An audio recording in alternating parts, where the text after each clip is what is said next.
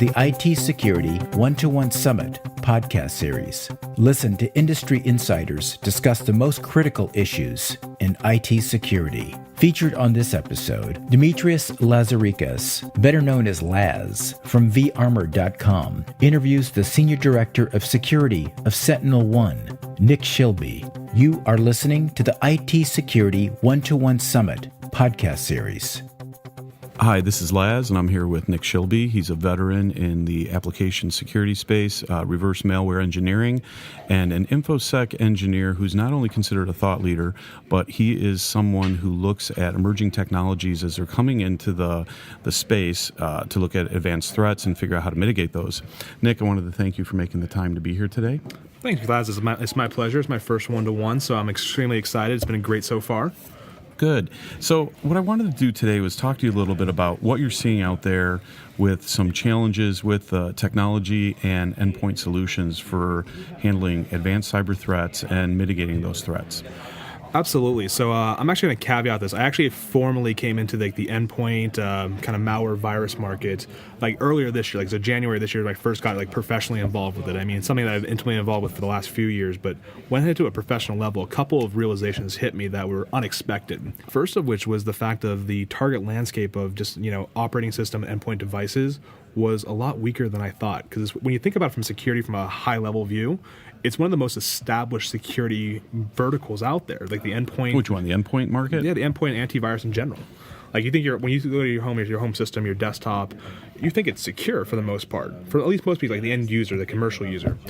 And the reality is it's not. And the reason why is a lot of the drivers of the software technology out there, I mean, they're 15, 20 years old in some cases, and the methodology they're implementing is exactly the same as they were in the late 90s, early 2000s. So there hasn't really been much change in those areas, and I think what I'm hearing from you is that there's a challenge because those technologies from 20 or 30 years ago aren't the same technologies to combat cyber criminals or criminal gangs today. No, absolutely. When you think about it from a bank robber analogy, imagine a bank robber had 20 years to figure out how to rob a bank, 20 years of focus on that. And that's kind of where the landscape's at today from a bad actor perspective.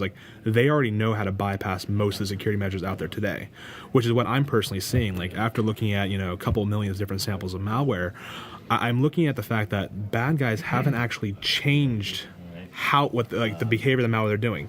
So the malware itself acts and does the same exact thing. It's doing some form of hiding itself, some form of persistence, and some form of data collection or exfiltration. Or turning your machine into a botnet, which is the more common one, or CryptoLocker being a slight variation where they're holding you for ransom. But the ways that they are modifying, so the bad guys, instead of having to recreate new code of bad software, is they're just creating new leverage and security techniques of evading security platforms out there. So when you take the AV solutions, regardless of your brand or of choice, they're all pretty much the same. I have to bypass a hash-based industry-based system. I just have to bypass that, and it's universal across the board. So it's actually gotten to a point where it's so easy now that you have malware as a service online. You can actually Google search malware security bypasses, and you actually can select there's services out there for 99 cents that will say I want to bypass Kaspersky, McAfee, Symantec.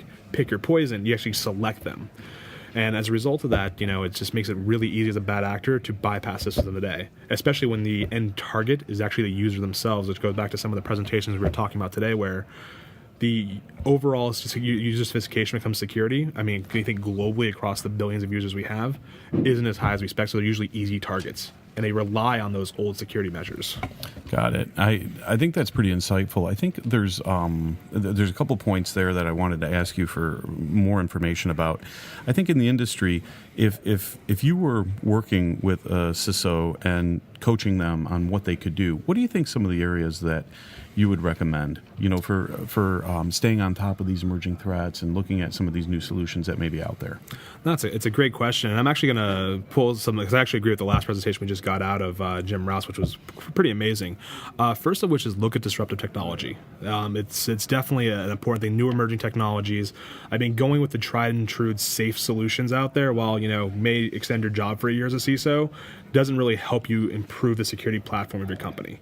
Because the problem is the bad guys know the fact of what security software. If you choose established vendor, they've seen it too.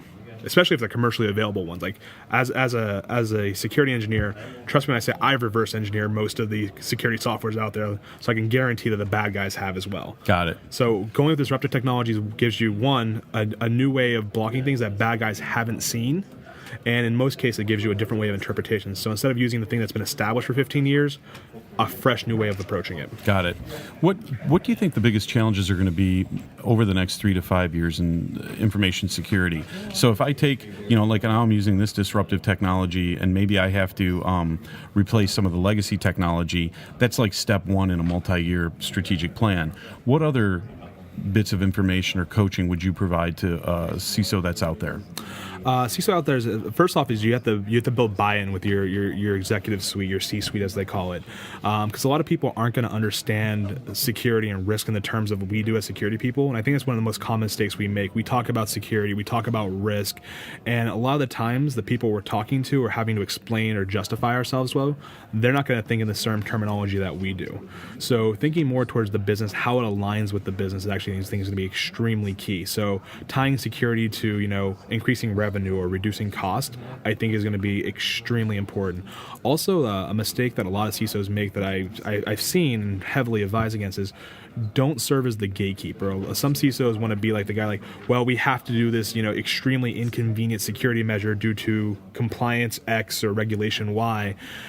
That's not necessarily the right way of going that way. So you definitely want to try to approach it from a how to still be business focused and try to encourage the use of security as opposed to trying to be the guy that you must do these things because I was told to. Right. Yeah. So more moving away from the checklist to more of a behavior analytics or a risk threat landscape, understanding that mix. Absolutely, especially the other one. Actually, this is kind of an out of the box way of thinking. I saw a couple companies starting to adopt this, especially coming from Silicon Valley, is almost like the gamification of security within the enterprise. Coming from obviously a gaming background myself, I'm actually a big fan of it because now what you're doing is you're encouraging security from the entire employee base. So from your entry level people to even your executives, by gamifying security and making it like a fun thing to do, you're not only explaining why security is important and educating them, you're also rewarding good behavior.